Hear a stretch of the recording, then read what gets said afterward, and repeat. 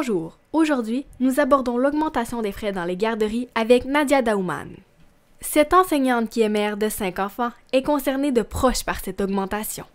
Allons voir son opinion face à ce sujet. Alors, premièrement, pourquoi avez-vous choisi d'envoyer votre enfant dans une garderie familiale au lieu de l'envoyer dans un CPE? Je n'ai pas pu avoir de CPE. J'ai eu quand même la chance d'avoir une garderie proche de chez nous. Et puis voilà, maintenant je suis extrêmement satisfaite. J'ai eu droit à une place au niveau d'un CPE. Je l'ai refusé. Je veux que ma fille continue de fréquenter la garderie en milieu familial. Deuxièmement, avez-vous constaté une augmentation du prix de la garderie durant les années fréquentées par vos enfants?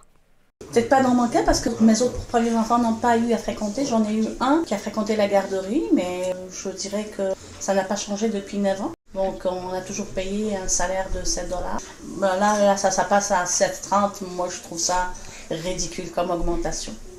Troisièmement, trouvez-vous que d'envoyer votre enfant à la garderie est bénéfique pour son apprentissage? Certainement. Pour les enfants, oui. Peut-être aussi le cas de ma fille parce qu'étant donné qu'on est nombreux à la maison, elle a plusieurs modèles. Mais par contre, c'est sûr que pour ceux qui ont un enfant, c'est plus intéressant qu'ils fréquentent des enfants de son âge. Il va y avoir interaction, donc il va apprendre à devenir un peu plus autonome. Donc oui, je trouve que c'est une bonne chose. Quatrièmement, la garderie permet-elle à vos enfants d'apprendre de nouvelles choses qui lui seront d'une grande importance lors de son entrée à l'école?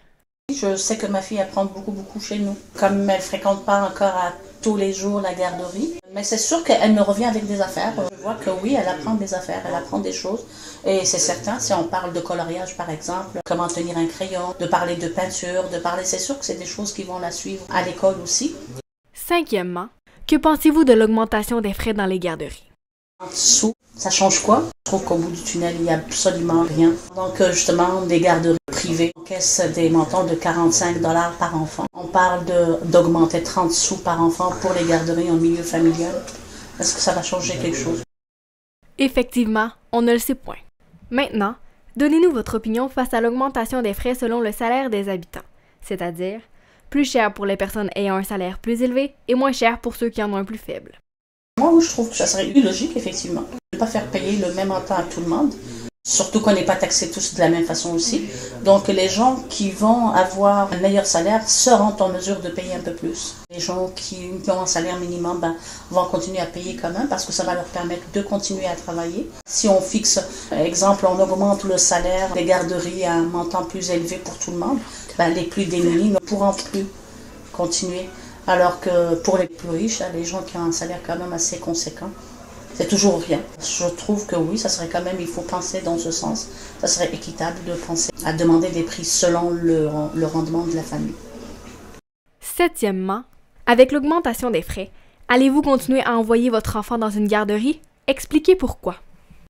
C'est sûr que je dois continuer. Si on parle de ces augmentations, surtout celles dont on parle actuellement, je ne considère même pas qu'il y a des augmentations. Mais par contre, si on parle des grosses augmentations, si on parle d'un montant de 40 $ par jour, par exemple, là, il va falloir voir un petit peu son budget et puis se situer par rapport à ça. Huitièmement, que pensez-vous de l'augmentation des frais si tous les revenus en surplus servent à payer la dette du Québec?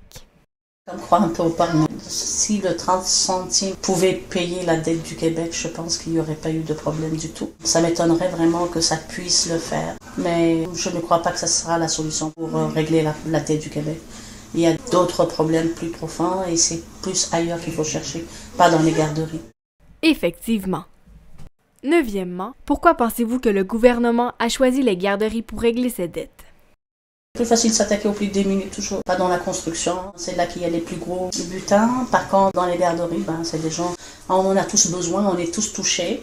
Dans un endroit où le demande va réagir. Parce qu'on a tous un enfant à envoyer à la garderie, on est tous concernés de près ou de loin par ce problème. Donc, encore une fois, je trouve que ça fait partie d'un scénario. Dixièmement, comment pensez-vous que les familles ayant plus d'un enfant à la garderie vont réussir à subvenir à leurs besoins? C'est sûr qu'il va y avoir une structuration au niveau des familles. Alors, si on calcule un budget que j'ai 3 enfants et puis qu'en fin de journée, je sais que je ne mets que 20 $ dans ma poche, le reste s'en va à la garderie, ben moi, je préfère rester à la maison.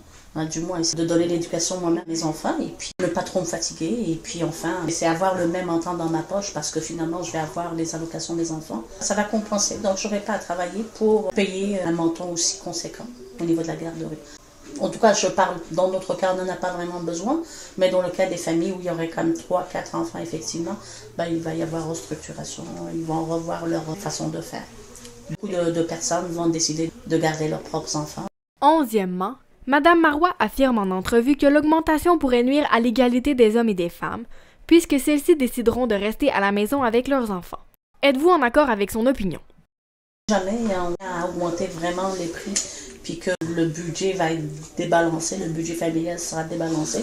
Beaucoup de femmes vont décider de, peut-être beaucoup d'hommes aussi. Moi, je pense plutôt que ça sera un choix selon les postes occupés. Dans mon cas, mon mari occupe un poste moins important que le mien. On penserait plus à ce que ça soit lui qui garde les enfants et que moi, je continue à travailler à l'extérieur. Donc, j'imagine que ça peut effectivement toucher à ce point-là, mais est-ce que ça va nuire à l'égalité? Non, c'est pas ça, c'est pas le fait de rester, de travailler ou de ne pas travailler qui va faire dire qu'il y a une inégalité homme-femme. Non, je pense pas. 12e, certaines femmes vont préférer rester à la maison avec leurs enfants au lieu de les envoyer à la garderie car ils ne voudront pas payer le prix. De votre côté, allez-vous continuer à envoyer vos enfants à la garderie? Si on parle d'un enfant ou de plusieurs enfants, si on parle d'un salaire conséquent ou d'un salaire qui ne l'est pas du tout, donc ça dépendra. Donc chaque famille aura comme une attitude face à ce problème. Moi, dans mon cas, là, si on a le choix de ne pas l'envoyer, on ne l'enverra pas.